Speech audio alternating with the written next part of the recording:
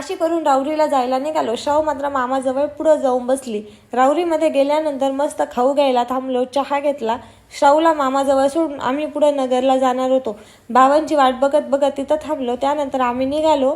रस्त्यामध्ये लाईटचं काम चालू होतं म्हणून रस्ता बराच वेळ बंद होता. कॉलेजमध्ये पोचलो. तिथून रिसिट वगैरे घेतलं, एक्झामचा टाईम टेबल घेतलं. त्यानंतर भूक लागली होती म्हणून मिसळ वगैरे खाल्ली. त्यानंतर भैयूला कॉल केला, म्हटलं तिला घेऊन ये. तो शनी मंदिरामध्ये तिला घेऊन आला होता. शनीचा आणि मारुतीचं छान दर्शन घेतलं. श्रावची मात्र इथं मामासोबत वेगळा स्वॅग चालू होता.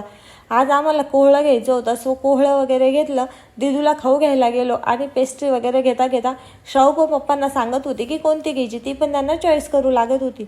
घरी गेल्यानंतर मात्र कांदे भरायचं काम चालू होतं. ते काम झालं. त्यानंतर घास कापायला गेलो. सगळेजणांनी मस्त घास वगैरे कापला. श्रावची आणि दिदूची मात्र इथं छान मस्ती चालू होती. या मोठ्या ब्लॉगमध्ये सांगितलेलं आहे, तुम्हाला जर बघायचं असेल तर नक्की जाऊन चेकआउट करा. त्यानंतर घास वगैरे कापून झाला. अन्नाचं मात्र गिन्नीला पाणी चालू होतं. त्यांनी ते आवरलं. त्यानंतर घरी आलो. घरी दिदूला आणि श्रावला मस्त माऊ सापडली. माऊसोबत खेळत बसल्या. असा संपला आजचा दिवस. भेटूया आणखीन एका नवीन व्हिडिओ.